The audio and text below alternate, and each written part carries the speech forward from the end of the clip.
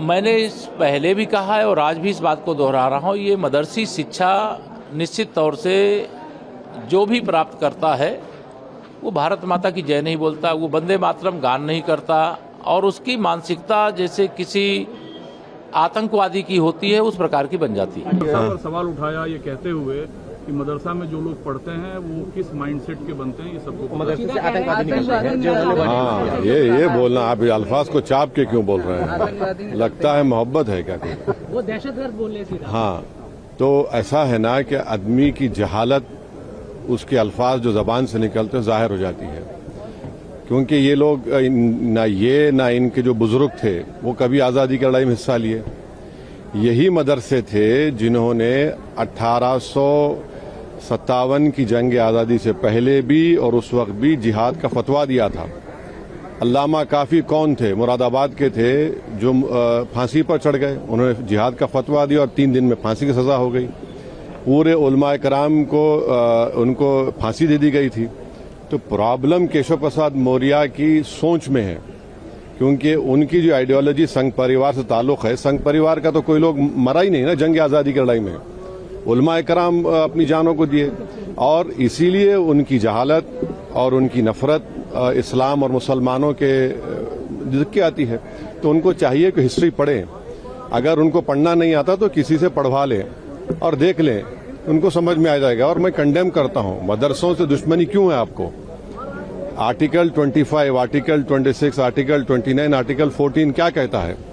तो ये बात कर रहे हैं तवज्जो हटाने के लिए, राम मंदिर से चोरी जो हुई है इसीलिए तवज्जो हटाने के लिए इस तरह की बकवास अनाप शनाप बक रहे हैं। देखिए, बिना तथ्य के कोई भी अनाप शनाप बात बोल देने से काम नहीं चलता है। देश में कानून है, सारी व्यवस्था मौजूद है। अगर कोई ऐसी उन्हें कहीं की गतिविधि मालूम पड़ी है उनकी जानकारी में, तो सरकार में, केंद्र में भी वो है और राज्य सरकार में भी वो है, तो वो कार्रवाई भी करवाने के सक्षम है। लेकिन सिर्फ एक अनाप शनाप बात बोल देने से किसी एक धर्म के लोगों के जो भावनाओं को आहत करने का और नफरत की राजनीति फैलाने का काम जो भाजपा की सरकार करती है, तो उसे उससे बाज आ जाना चाहिए। अब सीख ले लेनी चाहिए कि जनता उनके सारे हथकंडों को, प्रोपेगेंडा को पहचान चुकी है। अब देश का युवा जवाब चाहता है। ना तो होम मिनिस्टर आ रहे हैं जवाब देने के लिए, ना प्राइम मिनिस्टर आ रहे हैं। दिल्ली में रहते हुए जनता का इतना लाखों करोड़ों का रुपया रोज खर्च होता है ये सदन चलाने में, वीडियो बना के इंस्टाग्राम पे वायरल करने में प्रधानमंत्री जी ज्यादा दिलचस्पी ले रहे हैं, ना कि सदन में आके अपनी जिम्मेदारियों को कबूल करके जनता जो सांसद है, जो विपक्ष है, उसकी बातों का जवाब देके एक संवाद स्थापित करने की जो उनकी जिम्मेदारी है उससे बच रहे हैं। देखिए, सबसे पहले तो इन्होंने मदरसे बंद कर दिए। ये देखिए, मदरसों में जो लड़के पढ़ते थे उनकी पढ़ाई न हो सके, और जिनको नौकरी देना थी वो भी बेरोजगार रहे। और सबसे बड़ी बात है कि जितने भी आतंकवादी हैं, ये भाजपा के कार्यालय, भाजपा के घरों में ट्रेनिंग दी जाती है, और ये सदन को लंबा बुलाना नहीं चाहते हैं। हम चाहते हैं कि कम से कम 2 हफ्ते सदन चलाएं, जिससे हमारे सब विधायकों की समस्याएं, क्षेत्र की सभी समस्याएं, चढ़ावा चोरी से लेकर के, चंदा चोरी से लेकर के, किसानों की समस्याओं से लेकर के, नौजवानों की जितनी भी समस्याएं हैं, वो सब लोग आ जाएं। ये ऐसा है कि इसको तो इग्नोर कर दिए गए हैं, अपने ही क्षेत्र में हरा दिए गए हैं, उनके कहीं पकड़ नहीं रह गई, इसलिए वो परेशानी में इस तरह से बातें, निराधार बातें करते हैं। बहुत दुर्भाग्यपूर्ण है कि ये वैमनस्यता और तुष्टीकरण की राजनीति से अपने आप को उबार नहीं पा रहे हैं। मेरा उनको ये सुझाव है कि ये तुष्टीकरण की राजनीति से उबरकर वास्तविकता पर आए, क्योंकि इस देश में चाहे हिंदू हो, चाहे मुसलमान हो, चाहे सिख हो या ईसाई हो, इस देश को स्वतंत्र कराने में हर एक व्यक्ति का हाथ था और हर एक ने अपना बलिदान भी दिया, योगदान भी दिया है। तो ऐसे कहीं ना कहीं कहने से लगता है मुझे कि जो हमेशा भारतीय जनता पार्टी का मुद्दा रहता है कि हिंदू और मुसलमान को बांटो, तो वही काम जो है मौर्य जी अपने वक्तव्य में कह रहे हैं। आरएसएस के शाखा में जो पले बढ़े हैं, शिक्षित हो रहे हैं, वो जरूर आतंकवादी हैं। मदरसा के बारे में तो डाउट भी है, लेकिन ये जरूर आतंकवादी, ये जहर फैलाते हैं, आरक्षण विरोधी बात करते हैं, एक कम्युनिटी से दूसरी कम्युनिटी को लड़ाई कर सकते हैं। तो असली लेबोरेटरी देश विरोधी आरएसएस की है।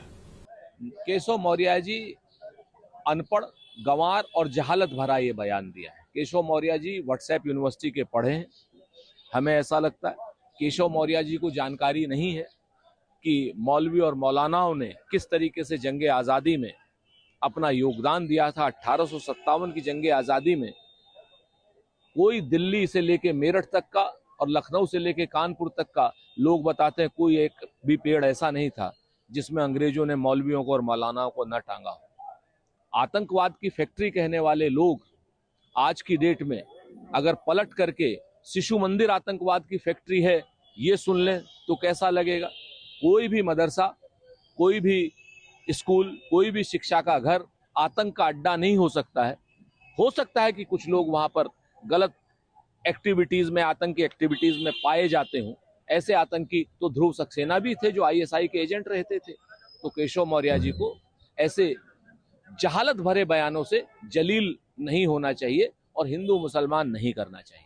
केशव मौर्य के बयान पर मौलाना अरशद मदनी ने हमला बोला है। उन्होंने कहा कि मदरसों को आतंकवाद से जोड़ना नफरत की राजनीति की पराकाष्ठा है। साथ ही उन्होंने कहा कि जिनके पुरखों ने अंग्रेजों से माफी मांगी है वो आज मदरसों पर आवाज उठा रहे हैं। बिल्कुल सही कहा। मैं मदनी जी के इस बयान से सहमत हूँ कि केशव मौर्य जी जिस संघ से, जिस विश्व हिंदू परिषद से या जिस भारतीय जनता पार्टी से आते हैं, उनके पुरखों ने अंग्रेजों की दलाली की, पेंशन ली और जो है कहीं ना कहीं चाटुकारिता की।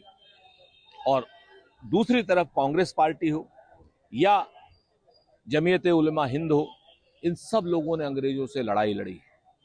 आज की डेट में जिन जिन लोगों ने अंग्रेजों से लड़ाई लड़ी है उन पर ये माफी वीर लोग जिस तरीके से हमला बोलते हैं वो एकदम निंदनीय है। ये सिर्फ और सिर्फ हिंदू मुसलमान करने के लिए ऐसी कुत्सित प्रयास कर रहे हैं।